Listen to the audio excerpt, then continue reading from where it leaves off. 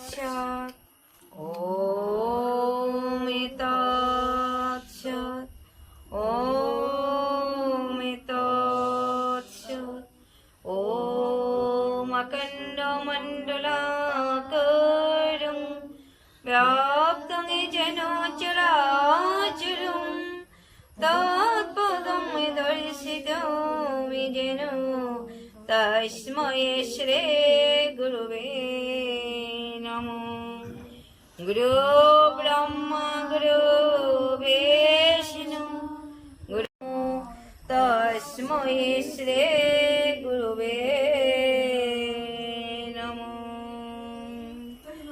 গৌরাঙ্গী রাধে বৃন্দাবনেশ্বরী বৃষভানুসুতে দেবী প্রণমামি হরিপ্রিয়ে। নারায়ণং নমস্কৃত্য নরং চৈব নরোত্তমং দেবীং সরস্বতীং ব্যাসং ততো জয়মুদীরয়তু। জয় শ্রী হরে কৃষ্ণ কৃষ্ণ কৃষ্ণ হরে হরে হরে রাম রাম রাম হরে হরে। হরে কৃষ্ণ কৃষ্ণ কৃষ্ণ হরে হরে হরে রাম রাম রাম হরে হরে। তো আজকে শ্রীমদ্ ভগবদ গীতার সাংখ্যযুগ থেকে আমরা শ্রবণ করব, পাঠ করব। সাংখ্য শব্দের অর্থ জ্ঞান। কোন জ্ঞান? আত্মতত্ত্ব সম্পর্কে জ্ঞান। ভগবান কৃষ্ণ অর্জুনকে আত্মতত্ত্ব সম্পর্কে জ্ঞান দান করছেন।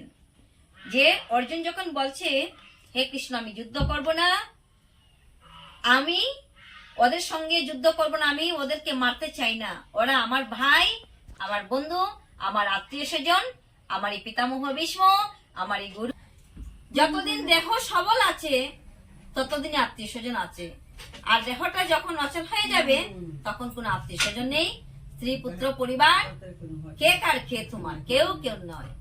সেই জন্য দেহ তাকিতে সবল হরে কৃষ্ণ বল, আর ভগবানকে ভালোবাসা দিয়ে প্রেম দিয়ে যদি আমি ভগবানকে এই হৃদ মন্দিরে বসাইতে পারি তাহলে তিনি হলো শ্রেষ্ঠ আপন। আমরা মিছা মায়ায় আচ্ছন্ন, গণ্য আশা কুহকিনী তোমার মায়ায় মুগ্ধ ত্রিভুবন। এই তিন ভুবনটা মায়ায় মুগ্ধ, সেই জন্য ভগবানকে আমরা ভুলে গেছি। ভগবানকে ভুলে যাওয়ার কারণে আমাদের দুঃখ অনুভব তখনই হয় আমরা যখন ভগবানকে ভুলে যাই। যদি ভগবানকে ভুলে না গিয়ে নিজের সংসারের একজন মনে করে ভগবানকেও আমি সেবা দিতাম, যথাসময়ে ভগবানকে ভালোবাসতে পারতাম, তাহলে আমরা বুঝতে পারতাম সত্যি ভগবানই আমার অন্তরঙ্গ বন্ধু। একমাত্র অন্তরঙ্গ বন্ধু হলো ভগবান। ভগবান ছাড়া অন্তরঙ্গ বন্ধু আর কেহ নয়। তো শ্রীমদ্ ভগবদ গীতা সাংখ্য যুগের 19 নম্বর শ্লোক থেকে আমরা পাঠ করব। ইয়ো এনং বেত্তি হস্তান্তরং যোষ্ঠৈনং মন্নতি হতম উভৌতৌ ন বিজানিতো ন আয়ং অস্তি নন্নতি। যিনি জীবাত্মাকে হন্তা বলে মনে করেন কিংবা যিনি একে নিহত বলে ভাবেন উভয়েই প্রকৃত জ্ঞানী নন। হরিবল। যিনি জীবাত্মাকে হন্তা শব্দ অর্থ হত্যা, যে আমি একজনকে হত্যা করব, তো এই দ্বারা আঘাত প্রাপ্ত হয়। যে উভয়ে প্রকৃত জ্ঞানী নন, কারণ আত্মা কাউকে হত্যা করেন না এবং কারো দ্বারা নিহত হন না। সব প্রভুর ইচ্ছা। হরিবল। কেউ কাউকে হত্যা করতে পারে না।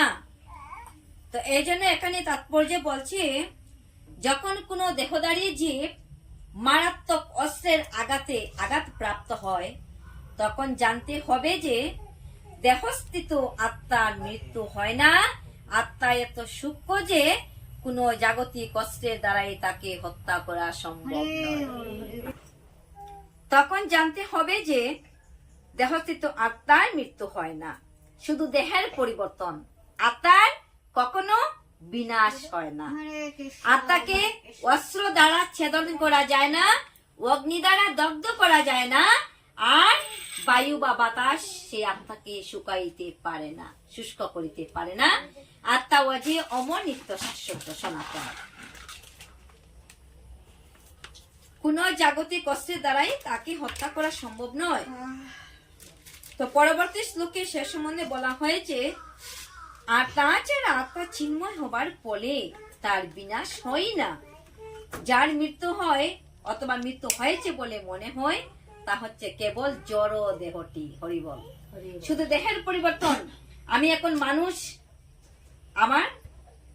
আমি একটি মানুষ, একটি কুকুর, তার দেহটি কুকুরের হয়েছে, তো আমি কি বলবো? সে একটি কুকুর। একটি বিড়ালকে দেখলে বলবো সে একটি বিড়াল। তো সেটি হলো তার দেহগত উপাধি, দেহের উপাধি। কুকুর, বিড়াল, মানুষ, একটি পশু, একটি পাখি। তো এই জন্য বলছে শুধু দেহের পরিবর্তন। অবশ্য এর মাধ্যমে দেহকে হত্যা করার জন্য উৎসাহিত করা হচ্ছে না। বেদে বৈদিক শাস্ত্রে দেওয়া হয়েছে, মা হিংসাত্মক সর্বা ভূতানি, কোন জীবের প্রতি হিংসা করো না, কোন জীবকে হিংসা করো না। এতে পশু হোক, পাখি হোক, মানুষ হোক, কাউকে আমরা হিংসা করব না। বিনা কারণে অন্যায় ভাবে কারো দেহ হত্যা করা অত্যন্ত গর্হিত এবং রাষ্ট্রের আইন অনুসারে ভগবানের বিধানেও তা শাস্তিযোগ্য হইব। বিনা শাস্তি। ভগবান অবশ্য অর্জুনকে ধর্মের কারণে হত্যা কার্যে নিযুক্ত করেছিলেন। আমরা বলবো যে অর্জুন হাজার হাজার লোকজনকে হত্যা করেছে। তো এখানে আবার এই কথাটা বলছে যে অর্জুনকে ধর্মের কারণে হত্যা কার্যে ভগবান নিজে স্বয়ং নিযুক্ত করেছেন। ভগবানই নিযুক্ত করেছেন। ভগবান কি বলেছে? হে অর্জুন, তুমি শুধু উপলক্ষ মাত্র, তুমি ক্ষত্রিয় কুলে জন্ম লাভ করিয়াছ, তুমি ওদেরকে শুধু উপলক্ষ মাত্র, শুধু তুমি অস্ত্র ধরো, অস্ত্র দ্বারা তাদেরকে কি করো? আঘাত করো। আর আমি যা করার পূর্বেই করিয়া রাখিয়াছি। আমি যা করার কি করেছি? আমি পূর্বেই ওদেরকে আমি বিনাশ করে রেখেছি, শুধু তুমি উপলক্ষ মাত্র। এটা ভগবান নিযুক্ত করেছেন। 20 নম্বর শ্লোক, কি হবো সেটা ভগবান বলতে পারে। তো শুধু দেহের পরিবর্তন হবে, আত্মা কখনো বিনষ্ট হয় না, আর নিত্য শাশ্বত পুরাতন হলেও চির নবীন।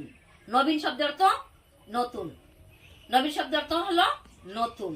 আবার যখন একটি নতুন জন্ম গ্রহণ করব, নতুন একটি দেহ পাবো, তখন এই আত্মাটা আবার নতুন হবে।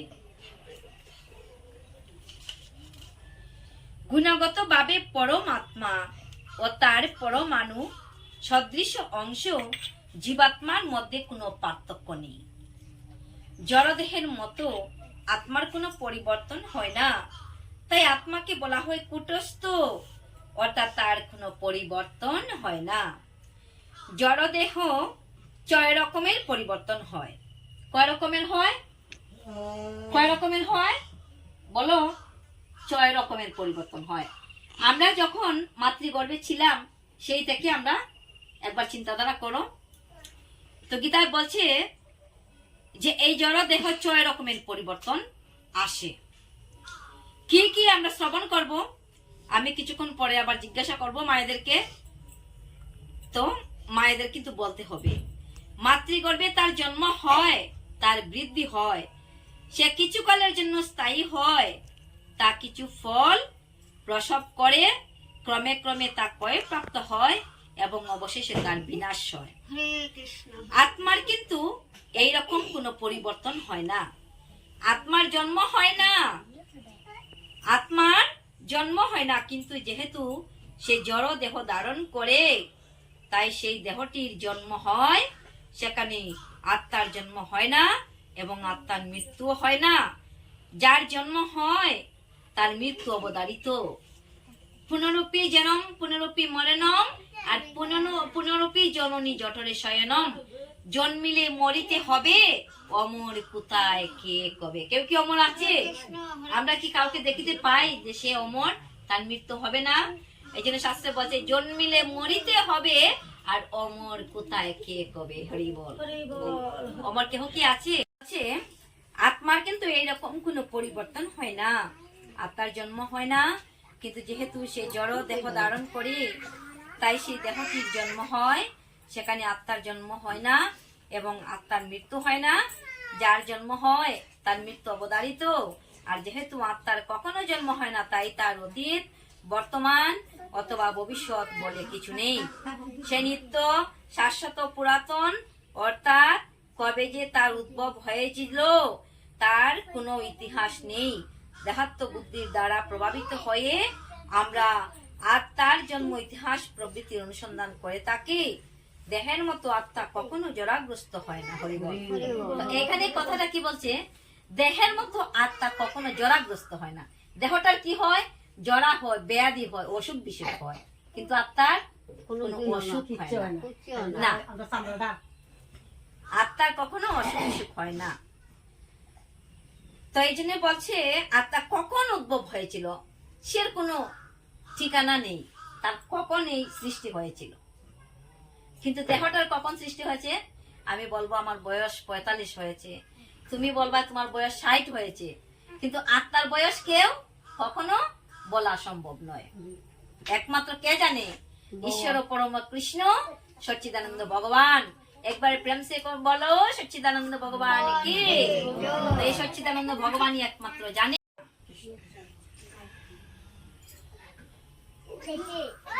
তাই তথাকথিত বৃদ্ধ মানুষ শৈশব অথবা যৌবনের উদ্যম অনুভব করে। একজন যখন মাতৃজঠ থেকে জন্মগ্রহণ করে সে শিশু থাকে। কি থাকে? শিশু থাকে। তো শিশু থেকে সে ধীরে ধীরে মায়ের দুধ পান করতে করতে ধীরে ধীরে তার বিকাশ হয়। ক্রমান্বয়ে শিশু থেকে, শৈশব থেকে তার কৈশোর, কৈশোর থেকে যৌবন, তারপরে কি করে বিবাহ বন্ধনে আবদ্ধ হয়, আবার তার সন্তানাদি, তো ধীরে ধীরে বৃদ্ধ, তো আবার ধীরে ধীরে বৃদ্ধ হতে থাকে। তো এইভাবে বৃদ্ধ হতে যখন আত্মা দেখে এই বৃদ্ধ দেহে থেকে আর কোনো লাভ নেই, এখন ওকে জু হয়ে গেছে এই দেহটা, এবার আমি কাঁচার ভিতর থেকে পাখি ফুরুত করে উড়ে চলে যায়। কাঁচার ভিতর অচিন পাখি কেমনে আসে? আমাদের এই দেহটা একটি কাঁচা,